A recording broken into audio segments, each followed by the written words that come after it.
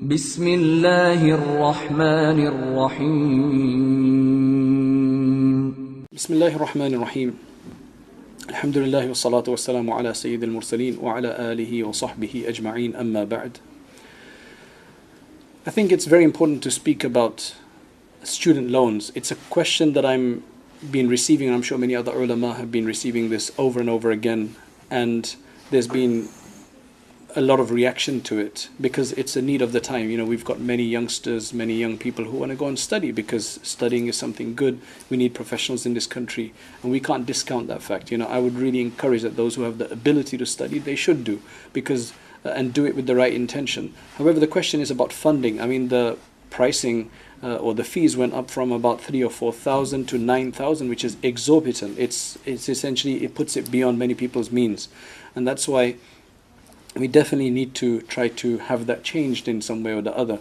But while it is the way it is, the current system, which I've actually clarified with two great scholars, one is the Mufti of one is my teacher, the Mufti in Saharanpur. I talked to him about it, and we couldn't find any permissibility, because at the end of the day, you're entering into a contract which is made between yourself and the funding body, whoever that is, that as soon as you take that loan, although it will be paid to the university and you can't take it and just spend it as you want, it has to go to the university. It's still, you're assuming the liability for it. So to say that it's just going directly to somebody else, right? What are you signing off on at the end of the day? So you have to realize that there is this issue here that you're the one who's assuming liability for it, because eventually you're the one who's going to have to pay it. So you can't circumvent that problem. So you're assuming it. The interest starts straight away. Although you don't have to pay it, but it starts accruing straight away. So one of the strategies that I had thought about was that in the years that you need to take the loan, of 3 years or 4 years of your study, in that time work and save up money and everything like that, and then as soon as you finish, before the interest kicks in, you can pay it off. But then I realized that no, the actual interest starts accruing straight away, even though you don't have to pay it. Now they do say that you're not going to pay it until you start making 21,000. So I've had questions from people who say, I don't want a job afterwards, I'm just doing this for the knowledge. So my thing is that, why are you putting yourself into this kind of a bind? Because you have to realize that there's many other diploma courses and other courses that are much cheaper, $1,000, £1,000, £1,500, etc., that will teach you things. And there's other ways of learning. In fact, there's many free ways of learning. Now universities are going online. Many universities gone online. Even UK recently, they've launched online, and those classes are actually for free. So if it's just for education, you've got many other places. Khan Academy at some level. There's many others as well that you can go and get free education. There's a lot of education out there that's for free nowadays, right? So for you to put yourself into this kind of a bind and assume this liability.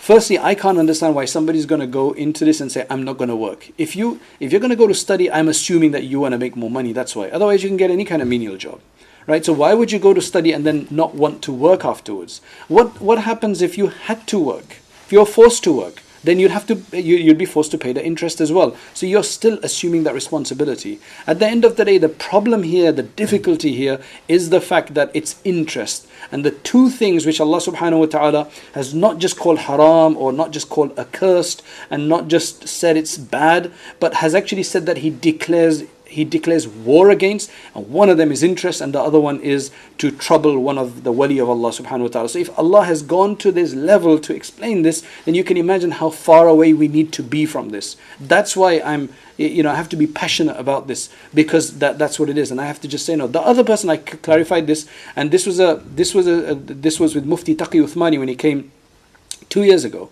Right, and we were sitting in Leicester, and there were a number of other muftis there. Mufti Muhammad ibn Adam was there, Al-Kawthari, Mufti Zubair Butt was there from Bradford, and there were a number of other ulama there. I believe Maulana Abdur Limbarasa, my teacher, was there as well, and I asked him this question. He said, no, it's not permissible. Right? So I'm not saying this on my own behalf. However, then we did learn from Mufti Zubair. He did say, and recently there's been this poll that's going around where there are some lobbies that are Muslims that are trying to lobby the government for a system that will be conducive to Islamic finance, the halal way of doing things. So there is this poll on right now, right, which we should definitely take part in. Now, having said that, right now, if somebody wants to go to university and somebody's already done it, they need to make tawbah.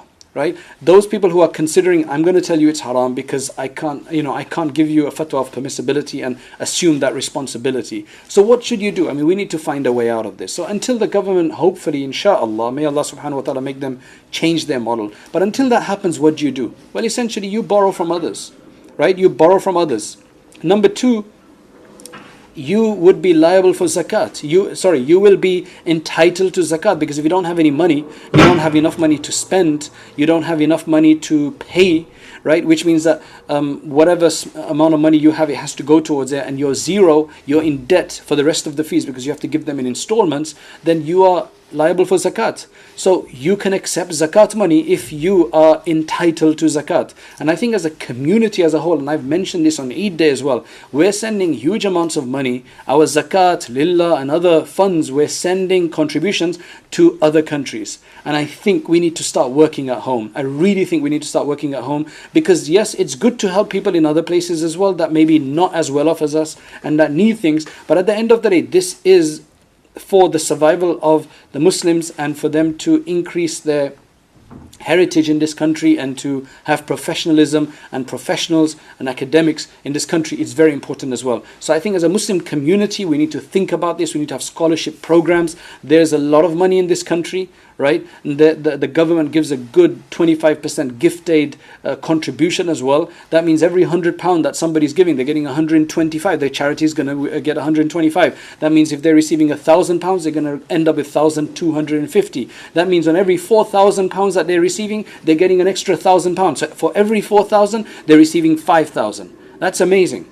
Right? In America, it's different. In America, the person who is giving, he gets that much back according to how much taxes he pays. So if you pay 20% tax in America and you give a contribution to a charity, you get 20% back, not the charity. But in England, the charity gets it. So the charity is laughing all the way. So we need to really, really strategize in this regard and really be thinking about our people at home, right? And yes, we can still send, help others out there, but we need to help our people. We need to set it up because we owe it to us and especially to our children and grandchildren that we need to set up this kind of thing so we can have decent, sufficient professionals in this country who go and study. This is not just for universities. We've got alim courses, training to make people imams and ulama. There's students in these programs who don't have the money. They have to literally go by contributions.